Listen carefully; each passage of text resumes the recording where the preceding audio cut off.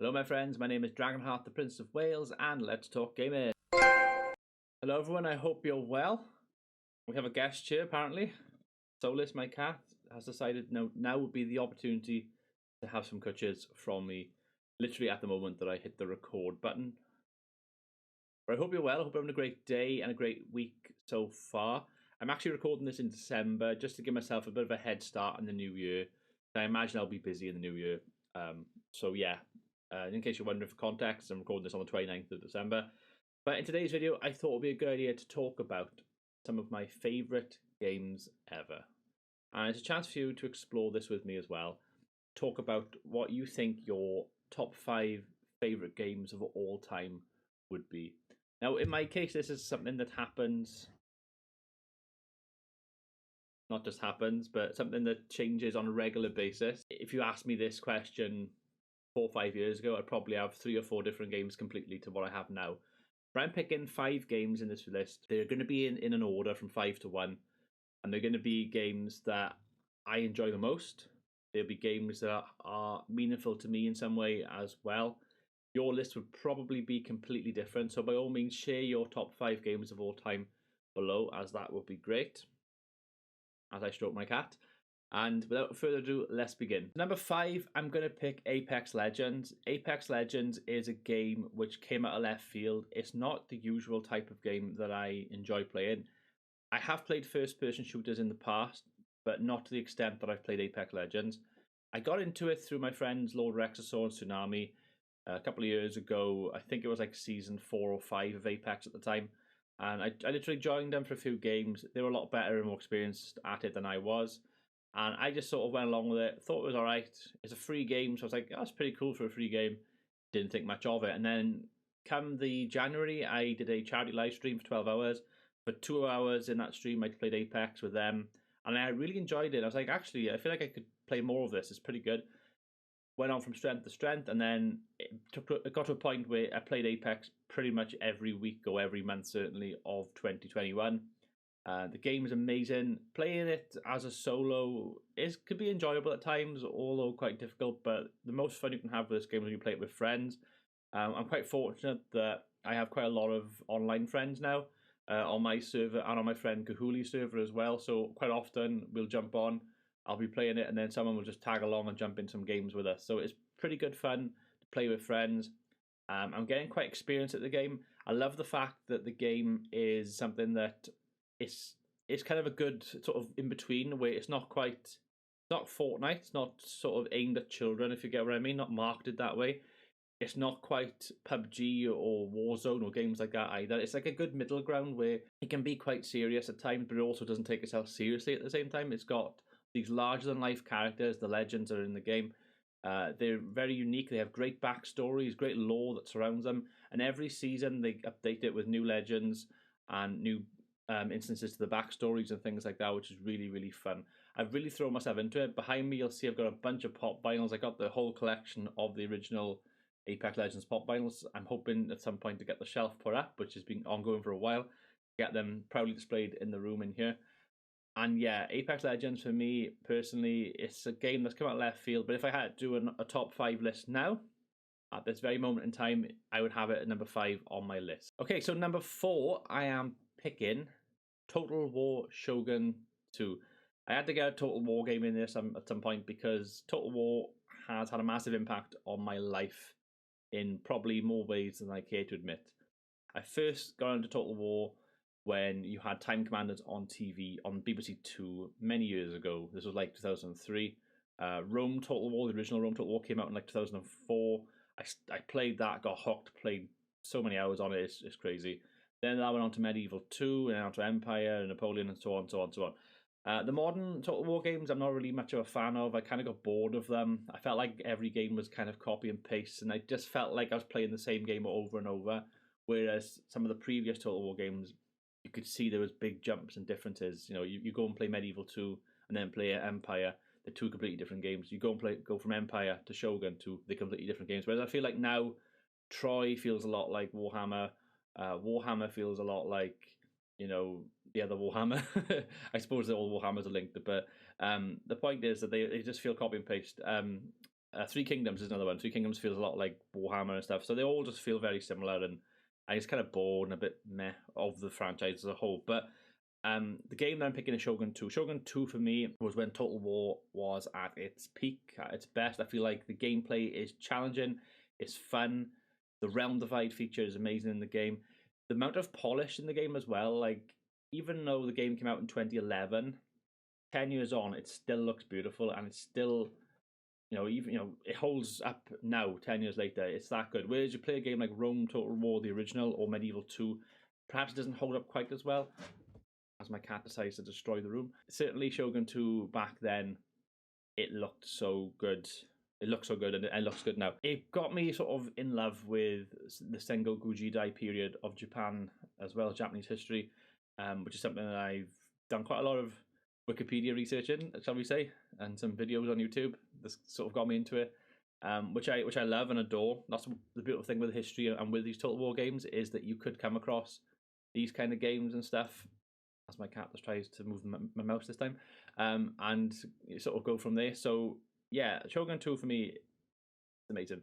Total War as a whole, it's helped me make so many friends online. Many of them come to my and my wife's wedding, and it was through me being a content creator, making Total War content, that kind of got me in these friendship circles, I guess. Me being a young man who wanted to make a YouTube channel, doing Total War videos, then got me, into other people's circles and stuff, and then it just sort of went from there. And I mentioned in the previous entry about friends with Apex and stuff. A lot of those friends I met through Total War, so I got a lot to thank Total War for. But certainly for me, Shogun 2, it's the one that I would say, like I always say, Medieval 2 and Shogun 2 are my two favorite Total Wars, but I'd probably edge it to Shogun 2 if I had to pick one. So I'm picking Shogun 2 as my fourth entry on this list. Number 3, and we are staying in Japan because we are picking Ghost of Tsushima.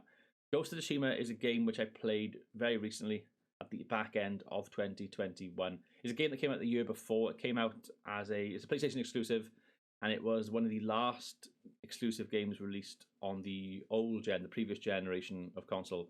I think it was that and The Last of Us Part 2. They were like the last two that came out in the summer of 2020, and then a few months later the PlayStation 5 came out then in the September or October, whenever it was, or November I think. I think pre-order in September. But anyway, I'm going off on a tangent. Ghost of Tsushima, what an amazing game. Refer to the previous week's video if you want my full opinions on the game. I'm not going to tread over old ground too much if I can help it. But what I will say is it impacted me so much. The musical choices, the aesthetics, the graphics, the story is so good. The gameplay is really enjoyable, and I previously mentioned it in a stream months ago when I first played the game, when I was like, oh my god, this game is like Assassin's Creed but better. It plays a lot like an Assassin's Creed game. I'm a massive fan of Assassin's Creed. I adore that franchise, although over the past few entries have been a bit meh. But Ghost of Tsushima for me, it's on my top 5 list. It's one of the newest entries on my top 5 list, and rightly so. So I'm not going to go over it again because there's a video where I talk Lord Rex or in great detail about it. So if you want my opinions on it, go and watch that. But that's what I'll say. It's fantastic, and that's my number 3. Number 2, and I mentioned Assassin's Creed, I'm going to pick the Ezio Collection as my number 2 choice. More specifically, I'm going to pick Revelations. I've mentioned it as the Ezio Collection because that's what I'm playing through at the moment for like the 3rd or 4th time. I love the game. Assassin's Creed for me, like I said, is one of my favourite franchises of all time. I've owned every game at some point. I've rebought some of the games at some point on different consoles and PC and stuff when there's been sales and things. I'll always go back and play the games. I think it's one of those things. I've sometimes had a love-hate relationship with Assassin's Creed, and certainly Ubisoft as a whole. My cat decides to put his head in the camera, but and now he's looking at the camera. Oh my god. He's like, nope, Assassin's Creed's dead to me. Not enough cats in it. Anyway, it's hard to take this video seriously at this point. Really? He goes for the camera now. Don't go for the ring light. No, don't do it. Come on, behave. That's right. You sit back down. You sit back down. Good boy, you sit there. derailing my videos. How dare he? I record one video every few weeks, and even then he tries to wreck them. This is why you should support me on Twitch, because you're more likely to see me on Twitch, and I'll probably do that more often than make videos because of situations like this. But anyway, Assassin's Creed, the Ezio Collection, for me, is the pinnacle of Assassin's Creed. It's when Assassin's Creed was at its very best, at its peak. The story is great, it's linear, it's fantastic.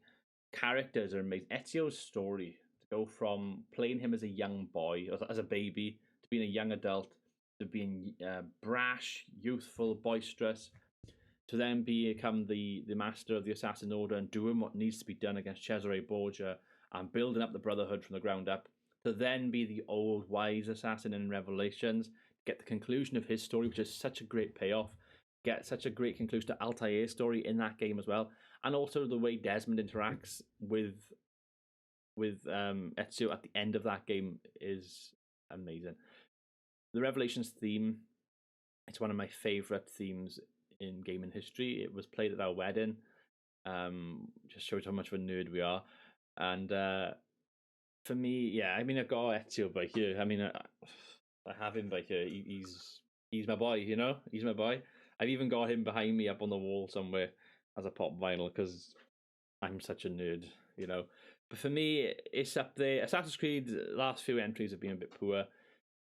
Origins, Valhalla, Odyssey, the games have changed so much with those entries.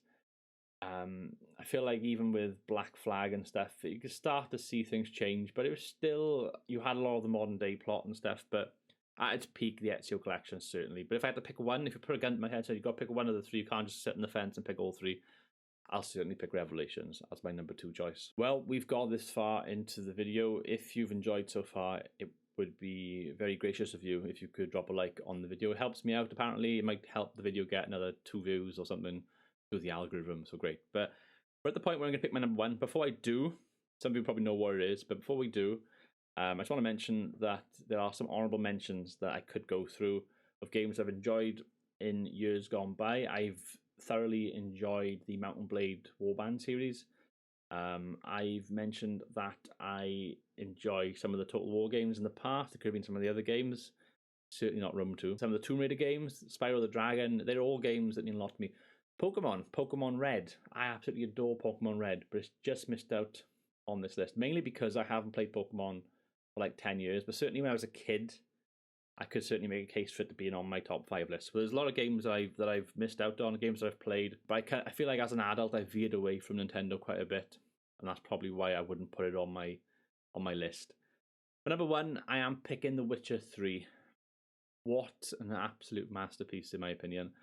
The Witcher 3 is the best game I've ever played. I remember I bought the game in 2015 when it came out on PC. I remember being quite hyped for it. I hadn't played the previous Witcher games. I didn't really know much about it. I didn't really know what was going on. And I bought the game. I stayed up all night to download it, to then record a video at 2 o'clock in the morning, because that's how dedicated I was back then, only for the game to keep crashing. And I didn't really understand what was going on or anything. I had the opening bit where you're in Kaer Morhen and you're doing the tutorials, and it kept crashing but there all the time. And then I decided to just knock it on the head.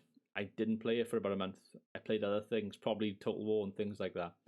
I then decided to give it another go. By this point, it had been patched a few times, because people forget it had a poor release. The Witcher 3, for as great as it is, it had a poor release. I went back to play it, and I just didn't stop. I played it, and I'd be like, great, I've got an hour to kill, I'm going to do a couple of missions. 3 hours, 4 hours later, I'd be sat there. Oh my god, is that the time? I would be lost in the world. The world of The Witcher is amazing. I love fantasy. I love what it does in this world with the monsters and with the lore of the universe. You have witchers, which are these mutated humans who go through this thing called the Trial of the Grasses. I think only 3 in 10 survive this as young boys. But they are highly engineered, genetically enhanced humans that are able to fight monsters, and they get paid good coin to slay monsters and keep them away from densely populated cities and towns and stuff. So the premise is really good, but there's a story going on behind all of that, and it's to do with Ciri and the Wild Hunt, which is an overarching theme from the Witcher books that plays out into a fantastic conclusion in this game. characters are so good. Even some of the supporting cast, you know, people like Vesemir, people like Dandelion, you know, they're not main characters, but they are part of the story and the world. Even minor characters and characters that you do quests for, everyone lauds the Bloody Baron quest line as one of the best quests in video game history, and I would have to agree with that. It's up there, certainly up there. Some of the stuff that this game has done for me is crazy. I bought, like I said, bought the game, I played it, I couldn't stop playing it. I played it all the way through. About a year or so later, I streamed the game. I played it for a second time on stream, played it all the way through again. I then played the Heart of Stone DLC on stream about a year or so later. I've now gone back to playing it again, this time on PlayStation, because I bought it on PlayStation for my wife, but really for me. And under the pretense of, I've bought you, but it's for me. I've started playing through it again, and I'm this time I'm playing through it. I'm taking my time. I'm playing on my PlayStation 4, which is in the bedroom, so I'll play it like a couple of hours before I go to bed every night, and I will just do a couple of quests, you know. And my aim is to try and get every quest in the game done. Try and do, you know, all the Witcher contracts. Just try and do as much as I can. Get all the fast travel points. Get this, get that. I'm just going to try and do a full completion of it. Not necessarily go for the Platinum Trophy, because the Platinum Trophy will probably take me forever, and it is a long game, and you've got to finish the game on Deathmatch to get the Platinum Trophy. And as much as I love The Witcher and the experience with The Witcher, I'm not as good to probably play it on Deathmatch, if I'm being totally honest with you, and I probably wouldn't enjoy it as much either. I like having that middle ground of it being a fair challenge, but at the same time enjoying the story, and that's kind of what I like out of games. So that's just how I play games. So I probably won't get the Platinum, but I'll try and do as much as I can. But like I said, the game is amazing. And now you've got the Netflix show as well, which is pretty good. I have read some of the books, and there are quite substantial changes, deviations, which is always the case in things like this. It happens so often with Game of Thrones. But the show was pretty good as well. The books are pretty good. Game is really good. I would certainly recommend it. And there we are, guys. That's my top 5. So we went with Apex Legends. We went with Shogun 2. We went with Ghost of Tsushima. We went with Assassin's Creed Ezio Collection Revelations, and then we have finished up with The Witcher 3. That's my 5. That's my 5 most favourite, greatest games of all time, in my opinion. Let me know what your top 5 games are in the comment section below. I've been DragonHeart. Until next time, goodbye.